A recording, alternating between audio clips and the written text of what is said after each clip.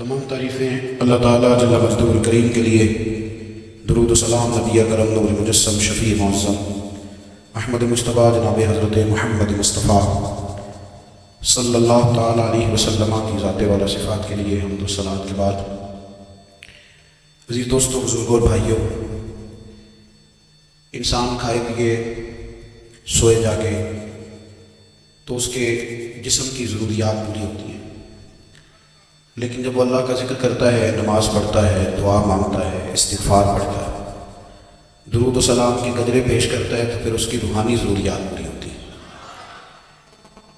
آج جس زمانے میں ہم وقت گزار رہے ہیں، لوگوں کی جسمانی ضروریات پوری کرنے کے لیے، غذائی ضروریات پوری کرنے کے لیے بہت سارے بندوبست کیے جا رہے ہیں، لیکن جتنا لوگ اپنی ظاہری ضروریات میں خود کفیل ہوتے جا رہے ہیں، اتنا ہی زیادہ وہ روحانی طور پر کمزور ہوتے جا رہے ہیں۔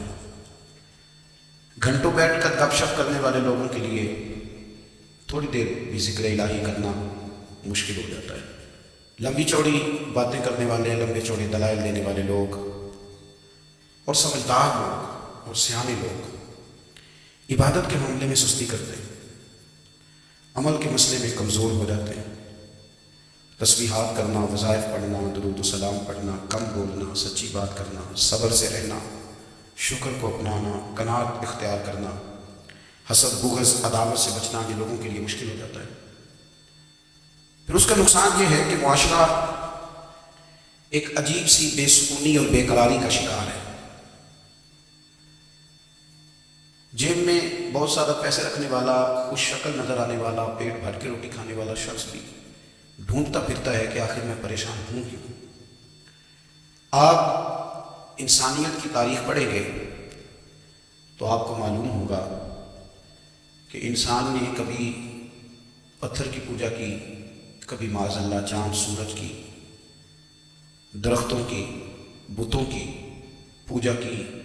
معاذ اللہ یہ غلط ڈائریکشن پہ تو چڑھ گیا، لیکن ایسا نہیں ہے کہ کوئی بندہ دنیا میں آیا ہو اور کسی کی اس نے عبادت نہ کی۔ اس لیے کہ اللہ تبارک و تعالیٰ نے جس طرح ہمارے جسم میں کھانے کی طلب رکھی ہے، پینے کی طلب رکھی ہے، سونے کی طلب رکھی ہے، اسی طرح اللہ تعالیٰ نے عبادت کے لیے طلب رکھی ہے جسم میں۔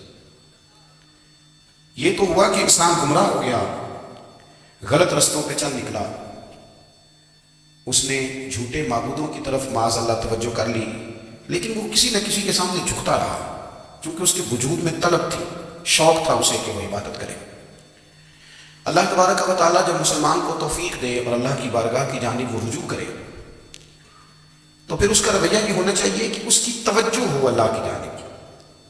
ہمارے ہاں تسبیحات پڑھ لی جاتی ہیں اگر کبھی موقع ملے، لیکن وہ خاص انہماک، وہ خاص شوق، وہ خاص ذوق اللہ تبارک و تعالیٰ کی عبادت کا۔ ایک ہوتا ہے نماز پڑھنا، ایک ہوتا ہے اہتمام کے ساتھ نماز پڑھنا، یعنی ذرا وقت پہ اٹھنا، ذرا صحیح کر کے وضو کرنا، ذرا شوق سے مصلی بچھانا۔ ایک ہوتا ہے تسبیح پڑھ لینا، اور ایک ہوتا ہے ذرا تھوڑا سا نا شوق کے ساتھ اللہ کو یاد کرنا۔ آپ کبھی جب میں نے آیہ کریمہ پڑھی، اس کی آپ شان نزول دیکھیں، نبی کریم صلی اللہ تعالیٰ علیہ وسلم کے نا کچھ صحابہ اللہ کی محبت کے شوق میں حضور کی بارگاہ میں حاضر ہوئے، اور انہوں نے آ کے عرض پتہ کیا کیا، عرض کرنے لگے یا رسول اللہ صلی اللہ تعالیٰ علیہ وسلم، سالوں بیت گئے ہیں سجدے کرتے ہوئے، حضور سالوں بیت گئے ہیں تسبیح پڑھتے ہوئے، سالوں بیت گئے کہتے ہوئے کہ سبحان اللہ وہ پاک ہے، ہمیں سالوں بیت گئے یہ کہتے ہوئے کہ اللہ اکبر وہی سب سے بڑا ہے، سالوں بیت گئے کہتے ہوئے کہ الحمدللہ ساری تعریفیں اللہ کے لیے، سالوں بیت گئے اس کی تسبیح کرتے، تحلیل کرتے، تکبیر کہتے۔ حضور اب نہ ہمارا اپنے رب سے ملنے کو جی جاتا ہے، کبھی ہے حقیقت منتظر نظر آنا لباس مجاز میں، لاکھوں سجدے تڑپ رہے ہیں میری جبین نیاز میں، اور اقبال کہنے لگے کہ تیرے عشق کی انتہا چاہتا ہوں، تو میری سادگی دیکھ کیا چاہتا، میرا ذرا سا تو دل ہے مگر شوق اتنا، میں وہی لن ترانی سنا چاہتا ہوں۔ میرا بھی دل کرتا ہے کہ اللہ میں تجھے کہوں، میں تجھے دیکھنا چاہتا ہوں، جس طرح حضرت موسیٰ کلیم علیہ السلام نے کہا تھا، اور تو مجھے کہے کہ لن ترانی تو نہیں دیکھ سکتا، ذرا سا تو دل ہے مگر شوق اتنا، میں بھی وہی لن ترانی سنا چاہتا ہوں۔ پھر کہنے لگے بھری بزم میں راز کی بات کہہ دی، بڑا بے ادب ہوں صدا چاہتا ہوں۔ دیکھو سب لوگوں کے بیچ میں نے یہ کہہ دیا۔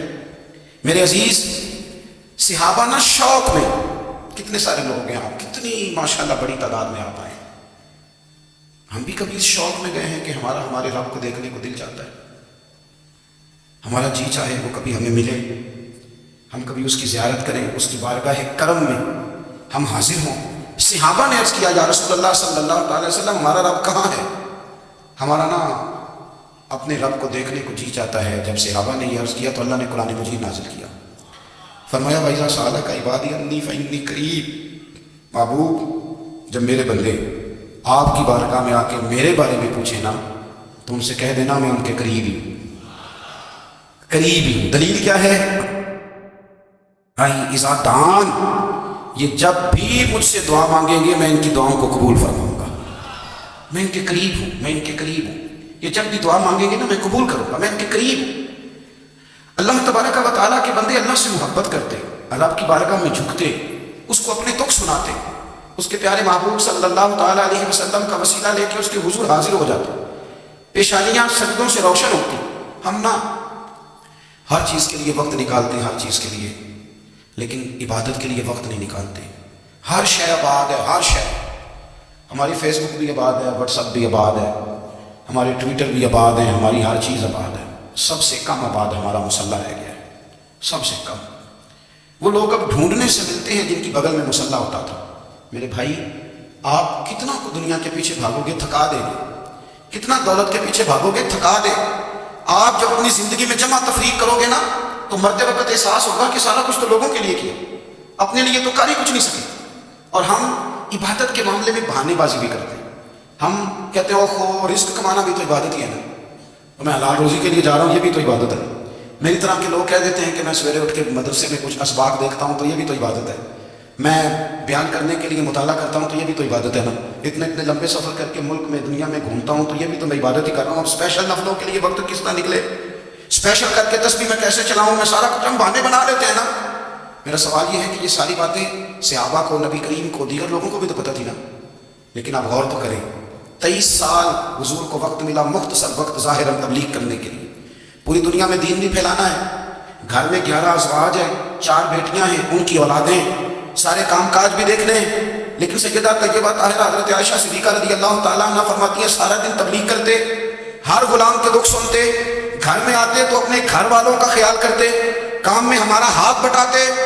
قربان جاؤں، کہتی ہیں زمانہ سارا سو جاتا لیکن آمنہ کے لال مصلی بچھا لیتے، دنیا سو گئی، ساری سب سو گئے، جو خدام تھے، وہ جو غلام تھے وہ سو گئے۔ صحیح مسلم میں لفظ ملیں گے، سیدہ پاک فرماتی ہیں او میرے نبی کے غلاموں، میں نے یہ رنگ بھی دیکھا ہے کہ حضور نے اتنا کھڑے رہے، اتنا قیام کیا کہ مقدس پیروں میں ورم آ گئے، سوج گئے پیر، اتنے بڑے۔ دل پہ ہاتھ رکھ کے نہیں بتا سکتا کہ میرے کبھی نماز میں پیر سوج گئے، کوئی نہیں بتا سکتا۔ بچوں کی روٹی کماتے تھک گئے بات الگ ہے، ہم سیر کرنے گئے تو تھک گئے بات الگ ہے، لیکن عبادت میں یہ بھی تو مسلم شریف ہے نا، یہ بھی تو دین ہے نا، یہ بھی تو حضور کی سنت ہے، یہ بھی تو وہ چیز ہے جو کریم کی آنکھوں کی ٹھنڈک ہے۔ سیدہ فرماتی ہیں پیروں میں ورم آ گئے، اور ساری رات ہی حضور نے نماز پڑھی اور ایک ہی آیت بار بار دہرائی۔ مسجد نبوی میں بلال حبشی نے فجر کی اذان دے دی اور حضور ابھی مصلی پہ تھے، کریم فارغ ہوئے، میں نے عرض کی یا رسول اللہ صلی اللہ علیہ وسلم آپ کے تو صدقے اللہ اگلے پچھلوں کے گناہ معاف کرے گا، تو آپ اتنی آموزاری کیوں فرماتے ہیں؟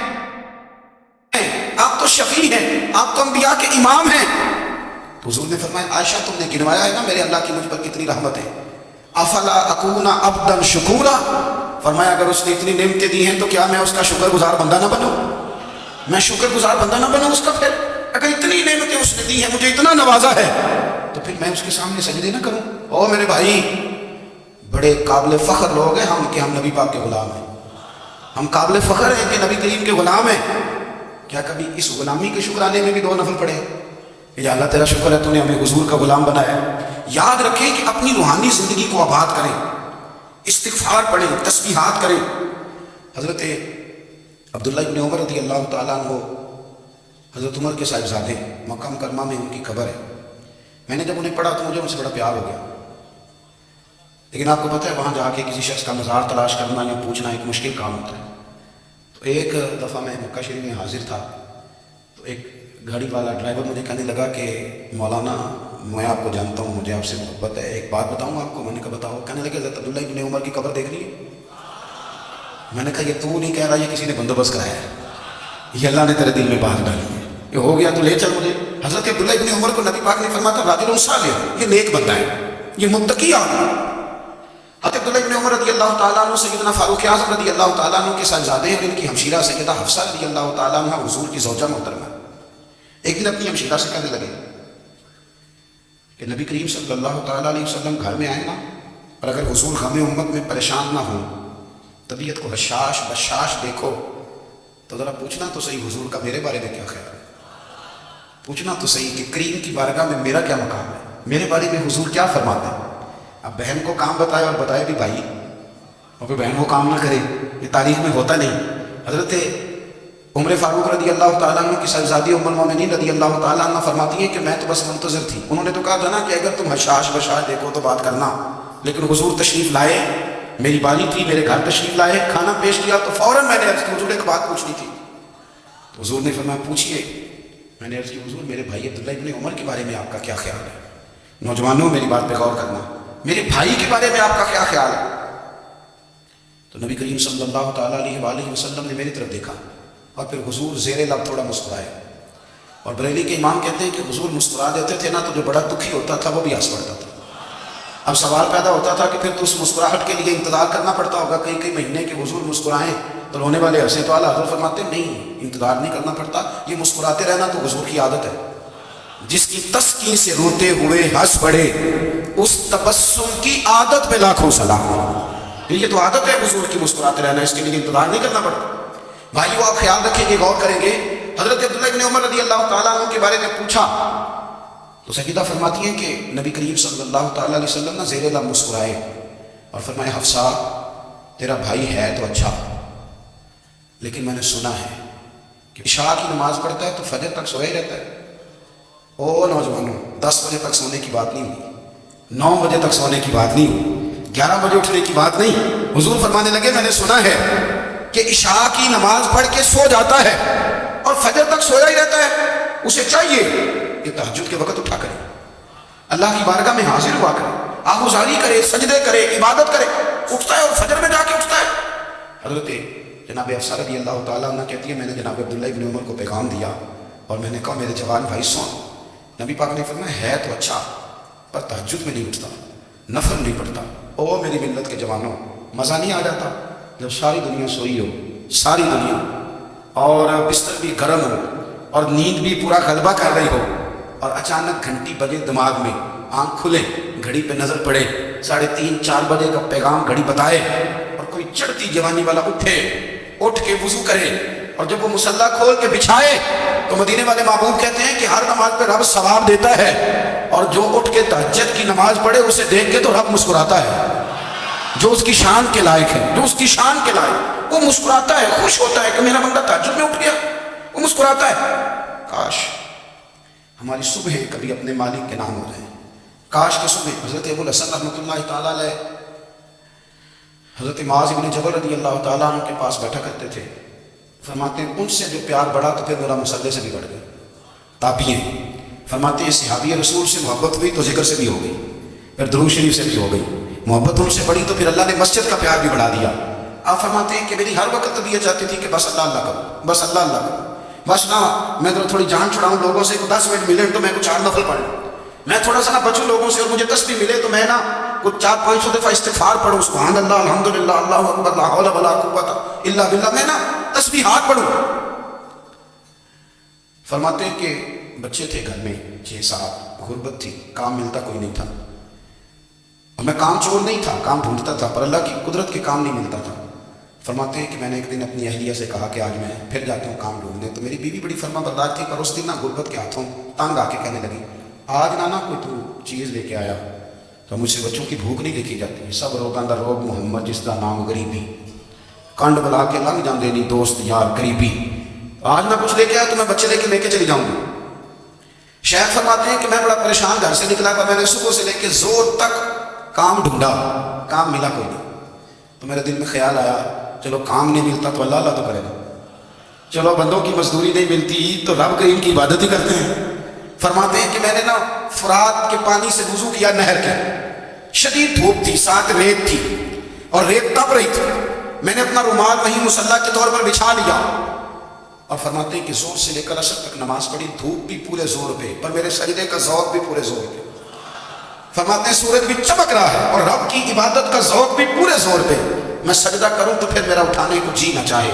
میرے استاد لکھا کرتے تھے، یہ ان کا شعر ہے، وہ کہا کرتے تھے مجھے سوز دے، مجھے ساز دے اور مجھے نیم شب کا نیاز دے، دم سجدہ خود کو میں توڑ دوں، مجھے ایسا ذوق نماز دے، اور میں تیری بہار کا پھول ہوں، میں کھلا بھی ہوں تو تیرے لیے، مجھے میری شاخ سے توڑ لے، مجھے اپنی زلف کا ناز دے۔ بھائی فرماتے ہیں کہ عصر تک میں نے نفل پڑھے، دل ڈھلنے لگا، عصر کی نماز پڑھی اور میں وہاں سے چلا۔ اب میں جب نکلنے لگا تو دل میں خیال آیا کہ چھوٹی چھوٹی دیواریں ہیں گھر کی، بغیر کچھ لیے جاؤں گا تو بیوی دور سے دیکھے گی تو شور کرے گی کہ پھر خالی ہاتھ آ گیا۔ کہتے میں نے اپنے اسی رومال میں جس میں میں نے نماز پڑھی تھی نا، رومال میں کیا عقیدے پنجابی جو صافہ کہتے ہیں، اسی میں نا میں نے کچھ ریت بھر لی کہ وہ دور سے دیکھے گی تو سمجھے گی کچھ لے کے آیا، چلو جا کے اسے بتا دوں گا کہ آج پھر مزدوری نہیں ملی۔ کہتے ہیں وہ ریت لے کر جب میں گھر میں گیا تو پہلے بیوی دروازے پہ کھڑی ہوتی تھی، پوچھتی تھی خالی ہاتھ آ گئے، آج میں نے دیکھا تو ہے ہی کوئی نہیں۔ فرماتے ہیں میں اندر داخل ہوا، سلام لیے، کونے میں میں نے وہ رومال رکھ دیا اور میں نے آواز دی کہ بھلی مانس کہاں ہو؟ تو وہ کہنے لگی آپ منہ ہاتھ دھو لیں، میں روٹی لے کے آئی۔ میں نے کہا روٹی کہاں سے آ گئی؟ یہاں تو کئی دنوں کے فاقے، تو کئی دنوں کی غربت ہے، یہاں تو اس گھر میں تو فقیری ہے۔ فرماتے ہیں کہ وہ روٹی لے کے آئی اور اس وقت کی جو موجودہ نعمتیں تھیں، سمجھ لیں سلاد، اچار، ہر چیز ساتھ لائی۔ میں نے کہا کہ بچے کہاں گئے؟ کہنے لگے وہ کھانا کھا کے کھیلنے گئے، آپ کھانا کھا لیں آ جاتے۔ کھانا اس نے چن دیا۔ میں نے حیرت انگیز لہجے میں ساری نعمتیں اپنے دسترخوان پہ دیکھ کر کے بیوی سے پوچھا یہ کہاں سے آیا کھانا؟ بچوں کو تو نے کہاں سے کھانا کھلایا؟ یہ سارا کچھ کیسا ہے؟ کہنے لگی پتہ نہیں آج آپ کس کریم کی مزدوری کرنے چلے گئے تھے، پتہ نہیں کس کریم کی، میرے گھر میں تو اتنی نعمتیں آئی ہیں کہ مجھ سے سنبھالی نہیں جا رہی، اتنا اناج ہے، اتنا گندم ہے، کس کریم کے دروازے آج چلے گئے تھے؟ یہ کہتے کہتے وہ اٹھی اور اٹھ کر کے کہنے لگی پہلے بڑا کچھ آیا تھا، آپ کیا لے آئے؟ اور جا کر کے نا اس نے وہ ریت والا رومال کھولا، کہنے لگے میں تو لے کے آیا تھا ریت، تو میرے رب نے اسے بھی سونے اور ہیرے بنا دیا تھا۔ جب آپ کی توجہ اللہ کی جانب، میرے نبی پاک صلی اللہ تعالیٰ علیہ وسلم نے فرمایا ہر چیز اپنے رب سے مانگ، ہر چیز مانگ، ہر چیز مانگ۔ یا رسول اللہ کیا کچھ؟ میرے محبوب نے فرمایا تیرے گھر میں نمک بھی ختم ہو جائے تو وہ بھی اپنے رب سے مانگا کر، تو مانگنا وہ تجھے دے گا، تو اس کی بارگاہ میں کشکول طلب دراز تو کرنا۔ اور ترمذی شریف میں عجیب لفظ ہے، رسول کائنات نے فرمایا، رب کریم فرماتا ہے جب میرا بندہ ہاتھ اٹھاتا ہے نا تو مجھے حیا آتی ہے کہ میں خالی کیسے لوٹا دوں اس کے۔ اتنے بڑے بادشاہ کی بارگاہ، او بھائی لوگوں سے عزتیں تلاش کرتے ہو تو وہ کیا تمہیں عزت دیں گے؟ وہ تو کل اچھا کہتے ہیں پرسوں برا کہنے لگ جاتے ہیں۔ لوگوں کے سامنے گڈ بک میں آنا چاہو گے تو وہ تو سویرے تمہارے بارے میں کچھ کہیں گے، شام کچھ اور کہیں گے۔ اپنی روحانی زندگی آباد کریں، اپنے مصلح کو وقت دیں، اور دنیا سے چھپ کر اس موبائل کو بند کر کے اور اپنے آپ سے بھی چھپ کے اور تنہا ہو کے چھپا کے سارا کچھ اپنے آنسو اپنے رب کی بارگاہ میں پیش کریں، اس کے حضور حاضری دیں۔ سنو نا ترمذی کی حدیث اور اسے یاد رکھنا، نبی پاک علیہ السلام نے فرمایا اپنے دکھ لوگوں کے سامنے نہ بیان کرنا، سیٹھوں نوابوں کو نہ بتاتے پھرنا، دنیا داروں کے سامنے جا کے نہ رونا کہ میں تکلیف میں، فرمایا اگر دنیا داروں کو دکھ بتاؤ گے رب تمہیں کبھی غنی نہیں کرے گا۔ اور لوگ ہیں کہ الٹا مذاق اڑائیں گے آپ کی، جس سے بڑی پکی یاری ہے نا، پکی وہ تب تک پکی ہے جب تک آپ نے 50,000 مانگا نہیں، اور جس وقت آپ نے کہہ دیا کہ میں مجبور ہوں میری مدد کر تو پھر ختم ہو گئی دوستی۔ لوگوں کے تعلقات آپ کے ساتھ تب تک ہیں جب تک آپ ان سے کوئی ضرورت وابستہ نہیں کرتے۔ کریم آبو فرمانے لگے بندوں کے سامنے دکھ نہ بیان کرنا، اللہ تجھے کبھی غنی نہیں کرے گا۔ تو اپنے دکھ اپنے رب کو بتا، تو دعائیں مانگ، تو اس کی بارگاہ میں حاضر ہو، تو اس کے حضور عرض کر، فرمایا اپنے دکھ اپنے رب کو بتا، وہ جلدی کرے یا دیر سے کرے تجھے ساری دنیا سے بے نیاز کر دے گا، تجھے کسی کا محتاج نہیں رہنے دے گا۔ اپنے مصلح کو، اپنی دعاؤں، ایک بزرگ فرماتے ہیں میں نے دعا مانگنے کا طریقہ اپنی بیوی سے سیکھا۔ دعا مانگنے کا طریقہ اپنی، سیکھنے والے تو اپنے بچوں سے بھی سیکھ لیتے ہیں، سیکھنے والے تو ہر ایک سے سیکھ لیتے ہیں۔ وہ کہتے ہیں میں نے دعا مانگنے کا سلیقہ اپنی بیوی سے سیکھا ہے۔ حضرت وہ کس طرح؟ فرمانے لگے میری بیوی نے نا مجھے کوئی کام بتایا، کچھ پیسوں کی ضرورت کے لیے کہا، تو میں نے اسے کہا کہ بھائی ابھی میرے پاس نہیں ہے، کچھ دنوں میں آتے ہیں تو میں دے دوں گا۔ عورتوں کی عادت ہوتی ہے وہ بار بار یاد کراتی ہیں، 2-4 دنوں کے بعد پھر اس نے کہا حضرت وہ میں نے کہا تھا کچھ پیسے، میں نے اسے کہا کہ ابھی میرے پاس نہیں ہے، کچھ دنوں میں ملتے ہیں تو میں تمہیں دے دوں گا۔ اس نے کچھ دنوں کے بعد پھر کہا حضور وہ میں نے کچھ پیسے کہے تھے، فرماتے میں نے ڈانٹ دیا, میں نے کہا کہ کیا تو روز مجھے شرمندہ کرتی ہے, کہا نا میرے پاس نہیں ہے, ہوں گے تو دے دوں گا, تو روز یاد کراتی ہے. فرماتے اس نے پہلے تو میری ڈانٹ کو سہا, پھر میرے سخت جملوں نے اس کی آنکھوں میں آنسو پیدا کر دی, پھر اس نے اپنے آنچل میں اپنے اس دکھ کو سمیٹا, اور پھر اس نے ایک جملہ کہا تو میں رو پڑا, اور مجھے اپنے رب سے مانگنے کا طریقہ آ گیا. مجھے کہنے لگی حضرت جی آپ نے ڈانٹ دیا, میں نے سہ لیا, پر آپ بھی میرے شوہر ہیں, بتائیں نا آپ سے نہ کہوں تو میں کس سے جا کے کہوں. فرماتے ہیں میں رو پڑا اور میں کھل کے رویا اور میں تڑپ کے رویا, اور پھر میری سسکیاں بند گئیں. تو مجھے کہنے لگی آپ کو کیا ہوا؟ میں نے کہا مجھے بھی دعا مانگنی آ گئی ہے. جب میں اسے کہوں گا نا اللہ تو ہی میرا رب ہے, میں تجھ سے نہ کہوں تو میں کس سے جا کے کہوں؟ میں کیوں کسی بندے سے سوال کروں, میں کیوں کسی دنیا دار سے کہوں؟ میں تیرے بندوں کا نیک بندوں کا وسیلہ لے کے, تیرے محبوب کی غلامی لے کے تیری بارگاہ میں آیا, تجھ سے نہ مانگوں تو کس سے مانگوں؟ سمجھ آ گئی ہے. جب میں اس رنگ میں مانگوں گا تو پھر رب میرے اوپر بڑا ہی فضل فرمائے گا, وہ میرے اوپر بڑی رحمت کرے گا, وہ میرے لیے آسانیاں کرے گا. عزیز دوستو, ہم اس طرح کرنے لگ گئے ہیں کہ ہم نے نا اپنے تعلقات پر اعتماد کرنا شروع کر دیا ہے. میرے تعلقات بہت ہیں. ہم نے اپنی دولت پر اعتماد کرنا شروع کر دیا ہے, میرے پاس دولت بہت ہے. ہم نے اپنے علم پر, اپنی شہرت پر اعتماد کرنا شروع کر دیا کہ میرے پاس فلاں چیز بہت ہے. یاد رکھنا, جب بے نیاز اپنی صفت بے نیازی دکھاتا ہے تو بڑی بڑی دولتوں والے مجبور نظر آتے ہیں. بھائیو, جب انسان کا رشتہ اپنے مالک کے ساتھ ہوتا ہے پھر تو غم بھی کچھ نہیں کہتے, پریشانیاں بھی کچھ نہیں کہتی, پھر تو زندگی صبر والی, پھر تو زندگی توکل والی, پھر تو زندگی بھروسے والی. پھر انسان اپنے آپ کو رسوا نہیں کرتا, دنیا داروں سے امیدیں اس کی ختم ہو جاتی ہیں, امیدیں اللہ رسول سے لگا لیتا ہے, مضبوط ہو جاتا ہے, مضبوط طاقتور ہو جاتا ہے, خوددار ہو جاتا ہے, باوقار باعزت ہو جاتا ہے. حضرت بہلول دانا رحمۃ اللہ علیہ بیٹھے تھے تو ہارون رشید حج کر کے آ رہا تھا, تو رستے میں حضرت شیخ سے ملاقات ہو گئی تو السلام علیکم کے بعد کہنے لگا حضور کوئی حکم ہو تو بتائیے گا. تو حضرت بہلول دانا فرمانے لگے تیرا رب کون ہے؟ اس نے کہا اللہ. تو فرمایا میرا کون ہے؟ کہا اللہ. فرمانے لگے تو بڑے بیوقوف ہے, کیا تو یہ سمجھتا ہے کہ رب ہارون رشید کو تو دے گا اور بہلول دانا کو بھول جائے گا؟ تیرا بھی وہی رب ہے, میرا بھی وہی رب ہے. اس نے اگر تجھے دے کے آزمایا ہے تو ہو سکتا ہے مجھے نہ دے کے آزما رہا. جب اس کی حکمت کے تقاضے ہوں گے تو عطا کرے گا اور دے گا.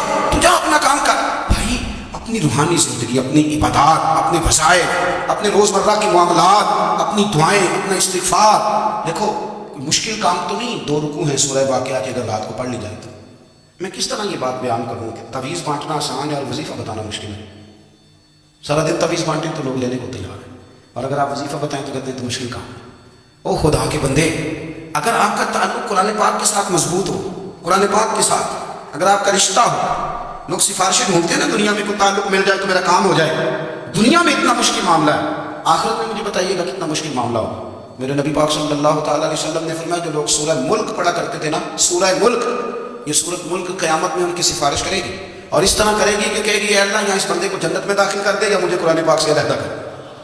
تو رب فرمائے گا جا اس کا دامن تھام کے اسے جنت تک پہنچایا. آپ بات کو سمجھیں, جب آپ کے تعلقات اپنے معاملات کے ساتھ مضبوط ہوں گے, یہ نبی کریم نے وعدہ کیا ہے کہ تو سورت واقعہ پڑھ تیرے گھر میں فاقہ نہیں آئے. حضرت عبداللہ ابن مسعود رضی اللہ تعالیٰ عنہ بیمار تھے تو حضرت عثمان غنی رضی اللہ تعالیٰ عنہ تیمارداری کے لیے تشریف لے گئے اور جا کر کے کہا کہ آپ بڑے بیمار ہیں, آپ کی بیٹیاں زیادہ ہیں, میں چاہتا ہوں کہ خزانے میں سے کچھ مدد کروں. تو سیدنا عبداللہ ابن مسعود رضی اللہ تعالیٰ عنہ اٹھ کے بیٹھ گئے, کہنے لگے امیر المومنین اللہ آپ کو میری طرف سے, میری بیٹیوں کی طرف سے بہتر صلہ دے. میری بیٹیوں کو کسی خزانے کی ضرورت نہیں, میں نے انہیں خزانہ دے دیا. کہا جناب آپ نے کون سا خزانہ دیا ہے, میں آپ کے مالی معاملات کو جانتا ہوں. تو فرمانے لگے امیر المومنین میرے نبی کریم نے فرمایا ہے جو سورت واقعہ پڑھے اسے کبھی فاقہ نہیں آتا, میں نے بیٹیوں کو یاد کرا دی ہے, یہ خزانہ میں نے انہیں دے دیا ہے. وہ سارے والدین سنیں جو بیٹیوں کے لیے پریشان رہتے ہیں. حضرت عبداللہ ابن مسعود نصیحت کر رہے ہیں, فرمانے لگے میں نے سورت واقعہ یاد بھی کرا دی ہے, پڑھنے کی عادت بھی ڈال دی ہے. حضور نے فرمایا ہے جو سورت واقعہ پڑھے اسے فاقہ نہیں آتا. کہنے لگے چاند تو اپنی جگہ چھوڑ سکتا ہے, سورج گر سکتا ہے, تارے ٹوٹ سکتے ہیں, پر مدینے والے رسول کی بات غلط نہیں ہو سکتی. حضور نے فرمایا فاقہ نہیں آئے گا تو انشاءاللہ کبھی بھی نہیں آئے گا. کرنے کا کام یہ ہے کہ ہم اپنے معاملات, اپنی عبادات, اپنی دعائیں, کبھی 10 منٹ عادت ہو جائے نا دعا مانگنے کی علیحدہ سے رات کو. حضور نے فرمایا جو فرض نماز کی بات دعا مانگے اللہ اس کی قبول کر لیتا ہے. نبی پاک صلی اللہ تعالیٰ علیہ وسلم نے فرمایا اللہ مسافر کی دعا قبول فرماتا ہے. حضور نے فرمایا اللہ مظلوم کی دعا قبول فرماتا ہے. حضور نے فرمایا بیمار سے دعا کراؤ اللہ اس کی دعا قبول فرماتا ہے. میرے نبی پاک نے فرمایا ماں باپ جب بھی اولاد کے لیے ہاتھ اٹھائیں, ویسے تو بلے شاہ تو آسمانی اٹھ بھی ہی پڑ گئے, जेड़ा घर बैठा उन्होंने पढ़ेगा ही नहीं। हुजूर फरमाने लगे माँ बाप जब भी औलाद के लिए दुआ फरमाए अल्लाह उनकी दुआ को कबूल करता है। आप अपना ताल्लुक बनाएं दुआ के साथ, इबादत के साथ, मुसल्ले के साथ रिश्ता बनाएं, इस्तिगफार पढ़ें। सलाहुद्दीन अय्यूबी सलेबी जंगों में थे, रात को मस्जिद अक्सा में नमाज पढ़ी तो परेशान थे। एक बुजुर्ग से मुलाकात हुई तो वो कहने लगे कि आप बड़े परेशान हैं। कहने लगे हुजूर परेशान इसलिए हूँ कि पहले ही मुसलमान कमज़ोर है, अब मैंने सुना है दुश्मन का एक बहरी बेड़ा वो जंगी सामान से भरा हुआ आ रहा है, तो अब उनके पास और तलवारें और नेज़े आ जाएंगे, मुसलमानों के पास पहले ही वसाइल की कमी है, परेशान हो किस तरह करके मुकाबला करेंगे। ये बात कहते ही सलाहुद्दीन अय्यूबी ने बुजुर्गों से कहा हुजूर आप भी दुआ करना, दुआ की बड़ी ताकत है। मेरे नबी पाक ने फरमाया दुआ मोमिन का हथियार है, दुआ मोमिन का, दुआ मोमिन का। हुजूर ने फरमाया तकदीर को सिवाय दुआ के कोई चीज नहीं बदल सकती, दुआ मोमिन का हथियार है, ये काफिर के पास कोई नहीं, ये हथियार है मोमिन का। अल्लाह करे आपको समझ आए। फिर सुने कई बार कह चुका हूं ये हथियार है, काफिर के मुकाबले में जो तेरे पास सबसे बड़ा हथियार है वो दुआ है। दुआएं करानी छोड़ दी, करनी छोड़ दी, लेनी छोड़ दी। हज़रत सैयदना अनस बिन मालिक रज़ी अल्लाह तआला अन्हु फरमाया करते थे मैंने वो रंग देखा है जब हुजूर दुआ मांगते थे और हुजूर की मुकद्दस आंखों में आंसू भी साथ ही बहा करते थे, मैंने वो अंदाज देखा। तो सलाहुद्दीन अय्यूबी बुजुर्ग से कहने लगे आप भी दुआ कीजिए, और खुद रोने लगे और सर सजदे में रख के रोने लगे और इशा से लेकर फजर तक रोए, खूब रोए। सुबह वो बुजुर्ग आए तो सलाहुद्दीन अय्यूबी का खूबसूरत और हंसता हुआ चेहरा देखा। कहने लगे आप बड़े खुश हैं, रात तो मैंने बड़े रोते हुए देखा था। तो कहने लगे हुजूर वो जो बहरी बेड़ा आ रहा था ना वो पानी में डूब गया है, अब वो नहीं आ रहा, अभी खबर आई है तो मैं बड़ा खुश हूँ। बुजुर्ग कहने लगे उठ सीने से लग, और सोने के बाद वो बहरी बेड़ा पानी में नहीं डूबा, वो तेरे आंसुओं में डूब गया। वो जो तू रात रोया है ना रब करीम की बारगाह में तो वो डूब गया है। भाई अपना मुसल्ले का, इबादत का, वसाइफ का, अल्लाह अल्लाह का सिलसिला उसको मजबूत करें, अपनी दुआओं के ताल्लुक को मजबूत करें। दुआएं बड़े इनकलाब बर्पा कर देती हैं। हम थोड़े थोड़े ना जब से खुश हुए ना खुश, और मेरी तो जमात ही सूफिया की जमात थी, हम तो दाता अली अजमेरी की जमात से, हम तो ख्वाजा अजमेरी की जमात से, हम तो शेख अहमद फारूक सरदी की जमात से, हम तो सूफिया की जमात। हमारी जमात ने भी वो ताल्लुक जो हमारे बुजुर्गों ने बनाया। बुजुर्ग अल्लाह के करीब कैसे जाता है? तो हमारे यहाँ ना बहुत सारे लोग कहते हैं जी नजर हो गई तो काम हो गया। भाई जो बुखारी मुस्लिम में तरीका है ना अल्लाह का कुर्ब पाने का वो तो नफल है। नबी करीम अलैहिस्सलाम ने फरमाया बंदा नफलों के जरिए रब के करीब जाता है और इतना करीब जाता है कि फिर अल्लाह उसकी जुबान बन जाता है, अल्लाह उसकी आंखें बन जाता है, कान बन जाता है, हाथ और पैर बन जाता है। तो ये तो इबादत है, ये तो अल्लाह की बारगाह की हाजिरी है जो आपको अल्लाह के करीब करेगी। तो अपने नमाज को अहमियत दे के अदा करें, नमाजें मोबाइल बंद करके अदा करें। लेकिन ना कुछ लोग कहते हैं मुझे टाइम नहीं मिलता नमाज का, तो मैं कहता हूँ ये आपने बड़ी जरूरत की बात की है।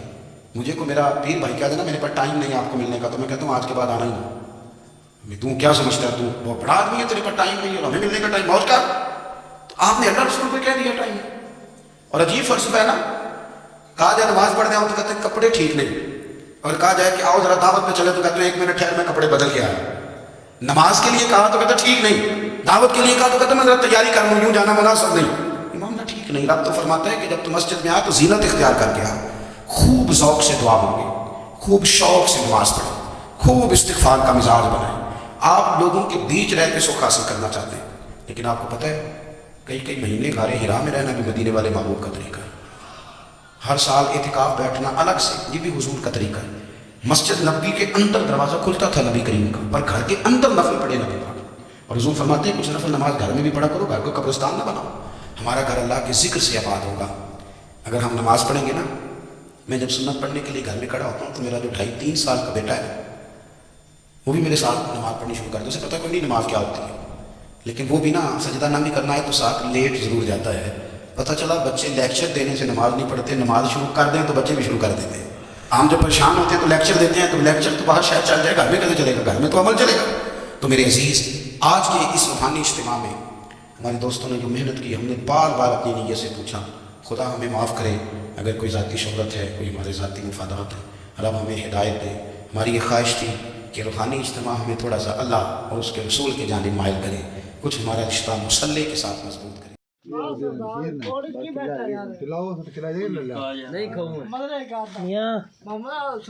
सही तो हो जा